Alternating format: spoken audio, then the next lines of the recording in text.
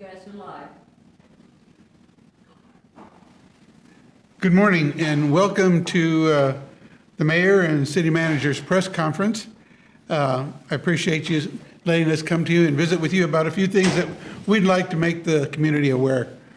One thing I want to start off with, as my City Manager is here right now, is to talk about the posted position that is out there as we seek our new permanent City Manager.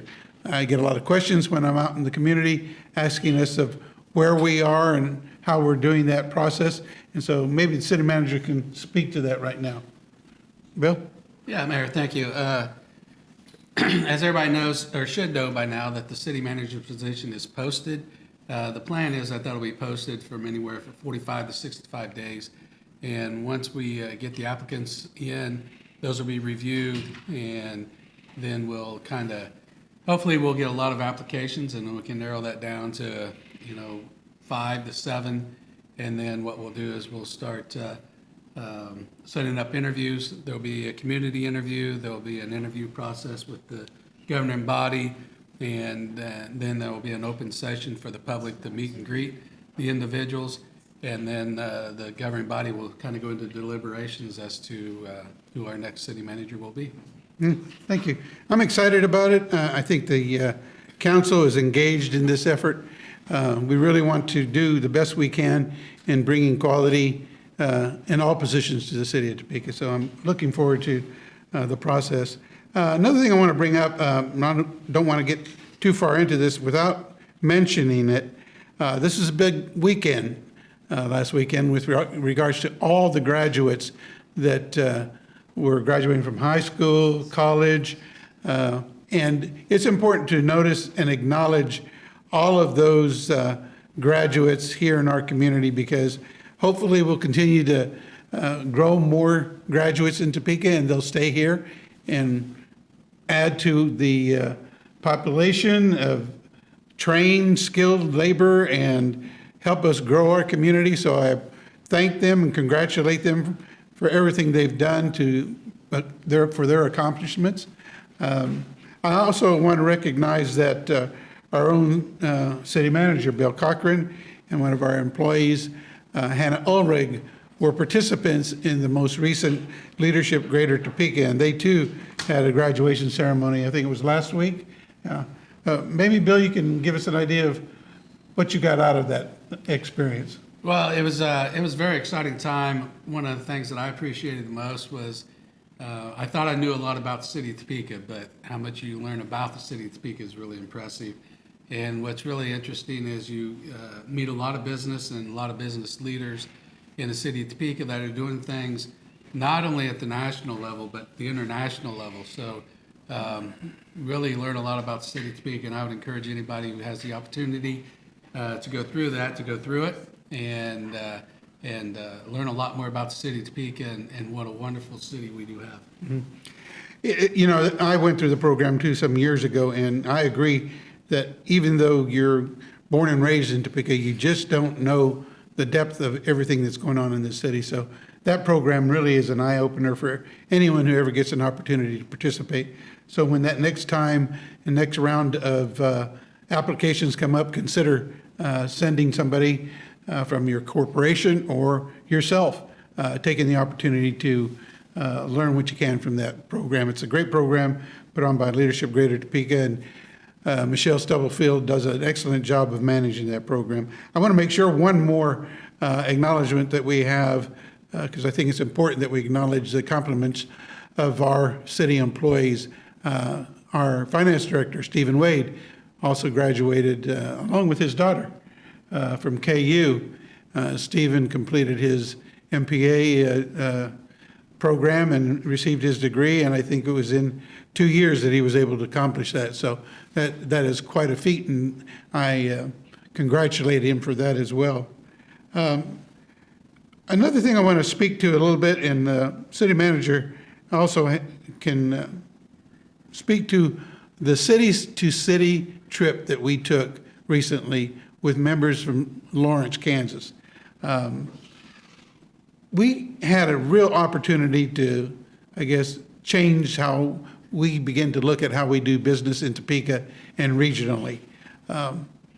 We had a good group. I think it was about, 135 or so, with about 30 or so, 35 people from Lawrence, including their mayor. I purposefully set out to meet as many people from Lawrence as I could. I spent a lot of time visiting with their mayor, Mayor Shipley, and had a good time talking about issues that we have in common with regards to city management. And I think we had an overall theme that maybe a city manager can speak to with regards to how they collaborate. Yeah, I think one of the best things that I learned, and I think other people learned from this recent trip, was we get caught up in the competitive world and the aspect that, hey, we need this and we need to make sure Lawrence doesn't get it or Manhattan doesn't get it or whatever that is. And the mindset of this whole trip was trying to change that paradigm and that thinking to get us to think regional. You know, if Lawrence gets something and we don't, how the city of Topeka can still benefit from that, and how you build those partnerships to where that happens. And the same with Manhattan. When you think about this area, you know, within a very short distance, you have Lawrence, Topeka, and Manhattan right along I-70, as well as Junction City. And so what we really need to visualize or take into consideration is a regional concept as opposed to a city concept, and how when somebody does get something great, okay, how can we also benefit off of that? And so it's building those partnerships and relationships so that when opportunities arise, it may be competitive at first, but then once it's decided where something goes, then how do we work together so everybody benefits from it? Yeah, and I mean, that was the overall theme that we heard. And to follow up on that, and it kind of shows how these trips produce work. It's not just a time together. We pulled together a meeting inviting Shawnee County legislative body at the State House, the council members, and the mayor from Silver Lake and the mayor from Auburn. And that's our region, that's our Shawnee County legislative group. And we brought them together to start that conversation and regular communication about how things can come together, how we are in fact looking out for each other. We want to walk away from that competitive attitude so that if you can't have it, I can't have it. We really want to make sure that we encourage growth in our region, because Topeka will benefit from that as well as Silver Lake and Auburn. So we brought that meeting together, and I have had nothing but good feedback from the participants. So we plan on doing that again. Probably, I'm sure we will do it before the next legislative session, so that we, again, can talk about what our mutual needs are and get our legislative delegation listening to us, working for us, and hopefully it'll help progress in this whole region. So I'm really pleased about that, and I thank the legislators who took the time to show up and visit with us. It was very enlightening. So it was a good effort. One of the things I want to talk about too, and that is Taps Across America. I don't know if people are aware of that effort.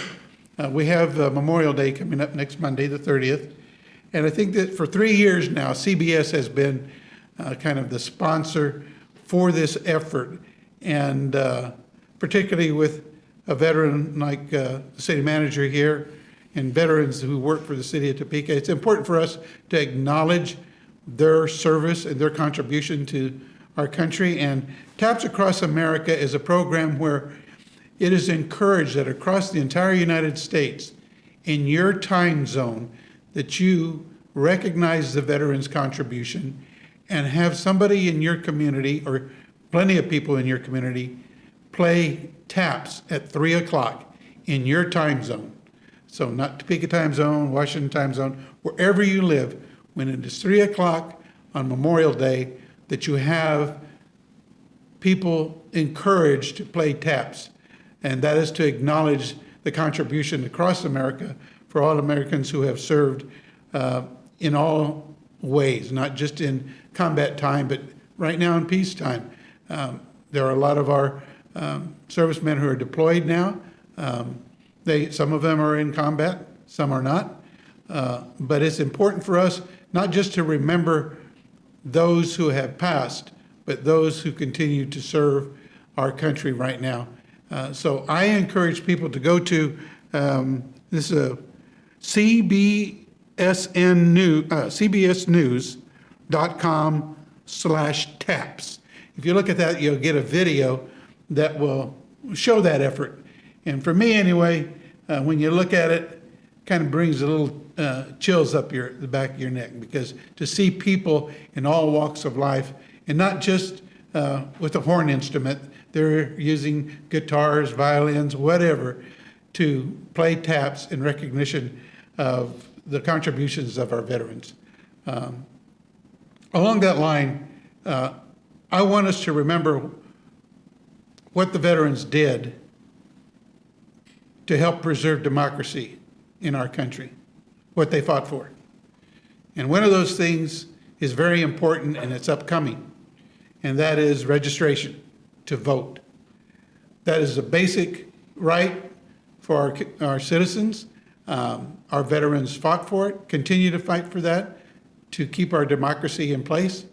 And I think it's important for us not to acknowledge their sacrifice and not take advantage of our responsibility to vote in the elections that affect you. Locally, local elections will happen that directly affect you at the state level and at the federal level. All of that, you have to have participation in what goes on in our country. And the easiest way is to cast your vote, register to vote. And that voting right now, I think there have been changes in some of the voting laws across the country, and in Kansas as well. And I hope those changes don't dissuade people from taking the time to vote. There's a deadline, I think, July 17th to get registered, or July 12th, excuse me, to get registered to vote. So keep that in mind. That's a basic right that has been given to us by the sacrifices of our veterans. So don't waste that right. Make sure you register and do vote in the upcoming elections. I think it's important for us. If you're not sure whether you're registered or eligible to vote in the upcoming elections, you can go to kansasvotes.org. And if you put your name in there, it'll tell you whether you're registered or not. It'll tell you where you can register. So make sure, kansasvotes.org, if you're not sure. Sometimes people will vote in one election and forget about the next one coming up, but that's a quick way to ensure that you have that opportunity. Don't let anything get in the way of depriving you of that privilege. So I kind of go off script every now and then, and that's when that I think this is important, to use this office and this voice to encourage that civic participation in our community. The last thing I want to visit with is that some time ago, the city manager and I talked about changes that we would like to see in how we do business at the city of Topeka, and how we make sure that we're giving serious, considerate, and intentional thought to making sure everybody's included.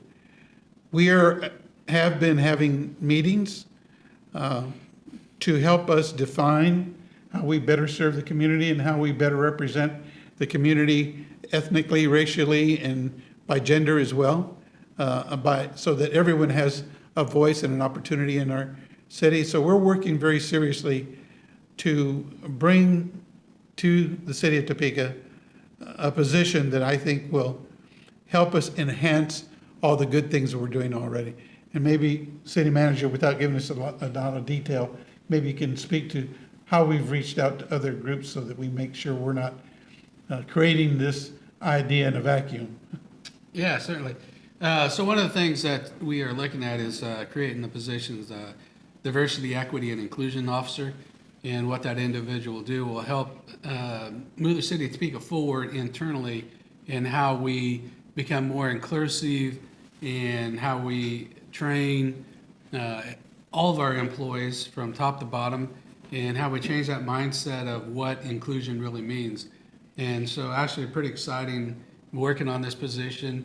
We've talked to Stormont Vale Behavioral Health, or Stormont Vale Hospital. We've talked to Evergy, and just today we met with the DEI person from Washburn University. So one of the things is we're really reaching out, trying to get an understanding of how this works in the private sector as well as the public sector, and working on what this position really looks like. And so we're getting to the point where hopefully we'll have the position description done, and that we'll be getting this position posted and start recruitment for that position. But I think it's going to be an exciting time for the city of Topeka, and really an opportunity for us to start moving the city of Topeka forward. Thank you. I think those are the items that I wanted covered. Bill, did you have something that I did not touch I on? just got a couple things. Battle of the Badges today, yeah. blood draw. See the chief is here and the Major Cross representing each one of the police department and fire department. But that goes till 3 o'clock at the Holiday Building. So if you want to donate blood for a good cause, that opportunity's there until 3 o'clock this afternoon. And then really, I think the only other thing I have is just a reminder that city offices are closed Monday, May 30th for Memorial Day. Thank you. Any questions that we have? Well, thank you for being here today, and I appreciate the opportunity to speak to the community. Thank you.